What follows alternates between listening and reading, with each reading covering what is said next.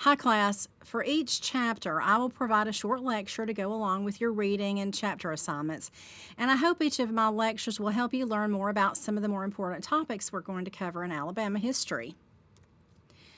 So what do you think? Is history static? Is it set in stone? No, it's not set in stone. There's movable parts. For example, historians believe the first humans to arrive in the Americas was between 15,000 and 60,000 years ago. Those exact dates are a continued source of debate today. So why? Why are we debating this? Because we're continuing to uncover new evidence of those early settlements, and technology continues to improve, allowing us more detailed information about those early cultures. But the basic story is the same. Humans, originally out of Africa and across the Eurasian landmass, made their way to the Americas. And how? Many scholars believe that the superhighway to the Americas was the frozen Bering Strait, located between Russia and Alaska. Today it is not frozen. Also, some made their way here by boat as well. But this Paleo period for the First Alabamians covers the time of history from about 11,000 before the Common Era to 8,000 before the Common Era. And most of those migrating here, class, were following a steady food source. They lived a hunting and gathering lifestyle. Unfortunately, when humans show up, animals go extinct, like the woolly mammoth. A couple of examples of the Paleo Indian sites in Alabama are Dust Cave in Florence and Dismal Canyon in Phil Campbell, Alabama. Let me encourage you to go to Dismal Canyon. They're also known for these tiny bioluminescent creatures called dismalites. The only other place in the world that you can see those little creatures, those little glowing creatures, is in New Zealand. That's pretty cool, I think. The Archaic period is from about 8,000 before the Common Era to 1,000 before the Common Era, and it's exemplified with natives who were becoming more advanced. Tools were more sophisticated.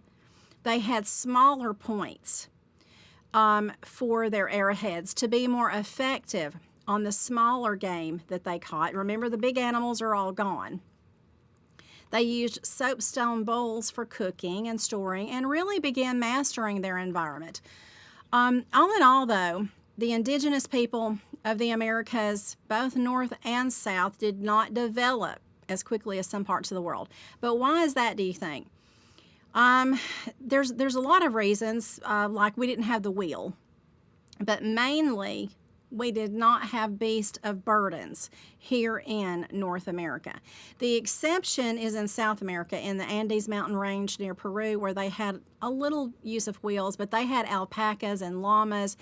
And class, down in South America, they had domesticated guinea pigs for food. Sounds delicious, right? They still cook it in South America. I've never had it, but my husband says it tastes like chicken. I'm going to group the woodland period from about 1000 BCE to 1000 of the Common Era with the Mississippian culture that lasts to about 1550. So we're going in this time period from about 1000 before the Common Era to 1550 of the Common Era.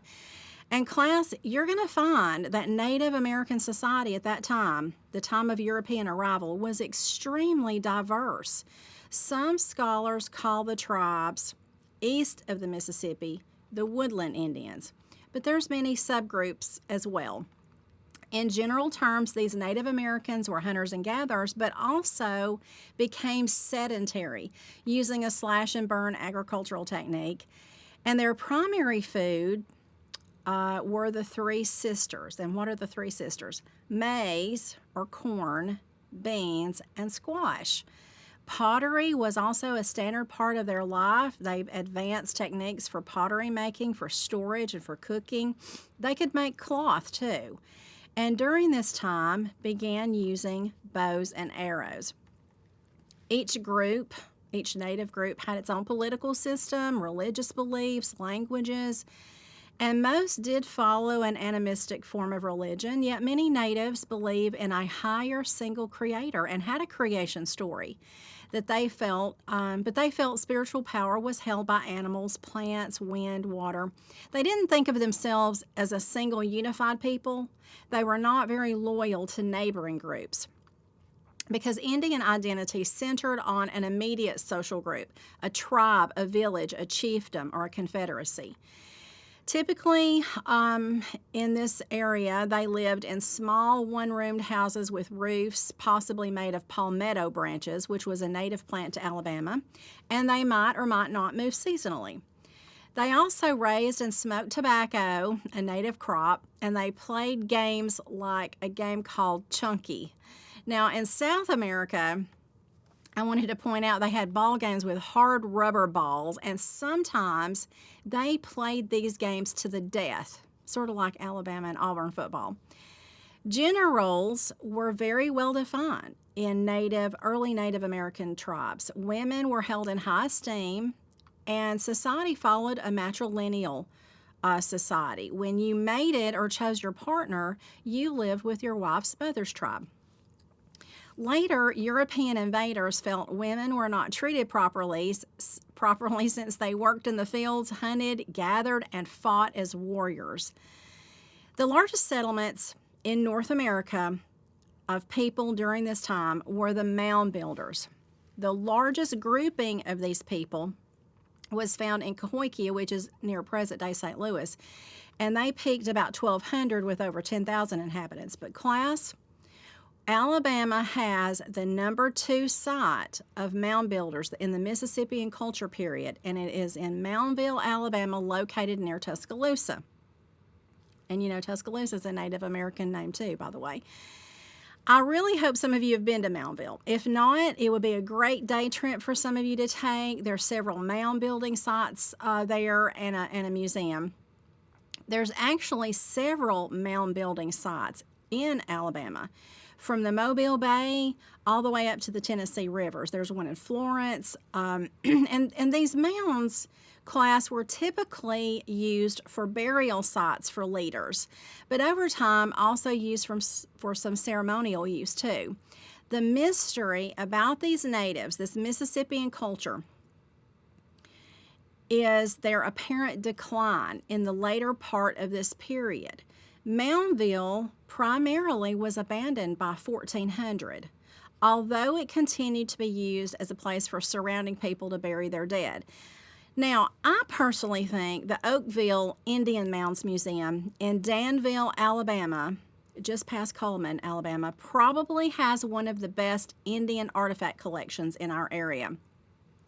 It's not a far drive from Birmingham. This museum is great. I would highly recommend that you visit there if you have any interest in these early Alabamians and early native tribes. This particular museum in Danville, Alabama, is really basically just across the road, too, from the Jesse Owens Museum. And who is Jesse Owens, you might ask? James Cleveland Jesse Owens, class, was from Alabama. He was a track and field athlete and a 4-time gold medalist in the 1936 Olympic Games. He specialized, I think, in sprints and long jump, but he was recognized in his lifetime as maybe the greatest and most famous athlete in track and field. So go see that. Go take a day trip.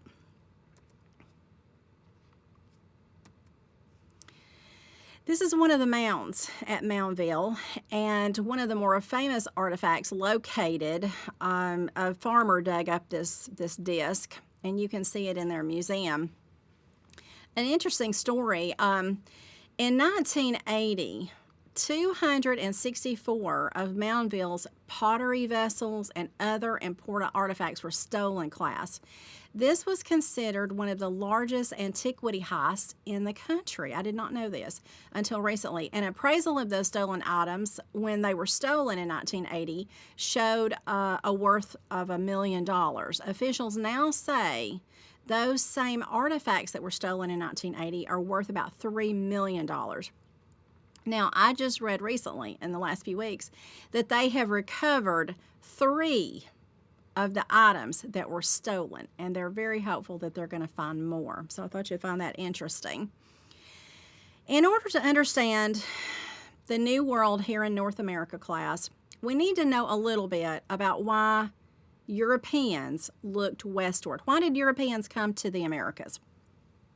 There's many reasons, and we don't have time to go into all that here, but I just want to introduce the idea of something, that's happened here in North America that changed things forever. Why did it take place? During the Middle Ages in Europe, between 500 and 1500, there were extremely rough, hostile times there. There was the Little Ice Age, a lot of excessive rain, poor harvest, the Great Famine, and then the worst pandemic in human history killed up to 200 million people.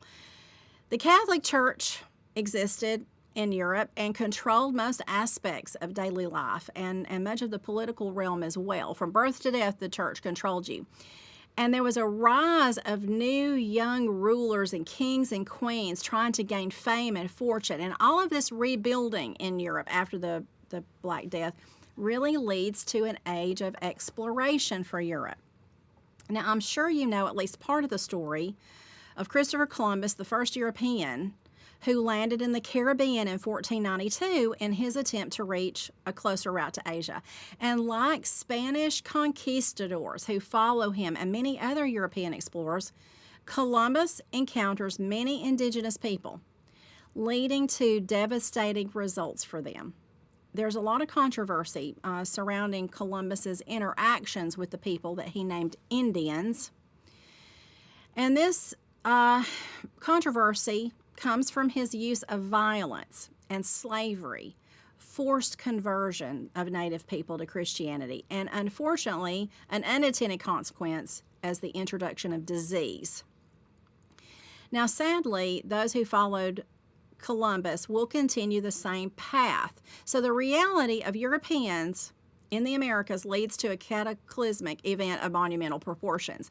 In a broader sense, historians use the phrase Columbian exchange took place after the Europeans came to describe this exchange of plants, animals, and goods between the East and the West that these European voyages sparked. Though the effects are widespread, and I guess you can't dismiss everything as being negative, critics of Columbus and explorers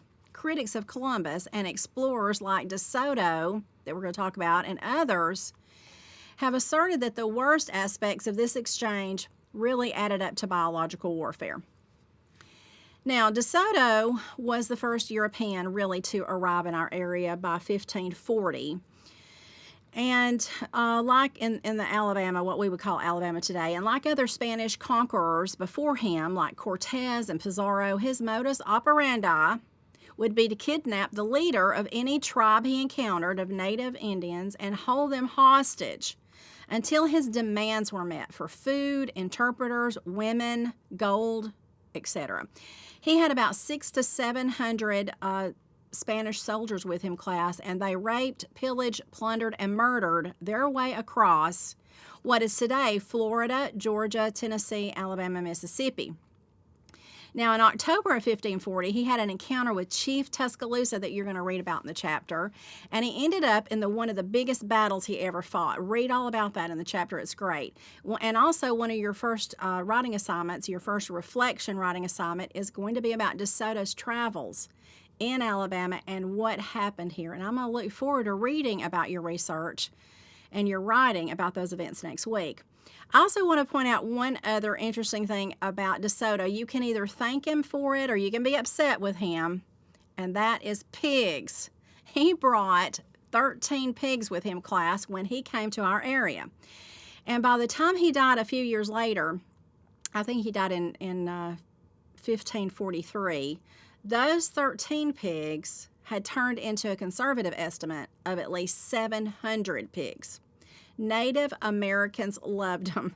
And these pigs, class, are the ancestors to our feral pig problem today. If you don't know about our feral pig problem, look it up. You need to know about that.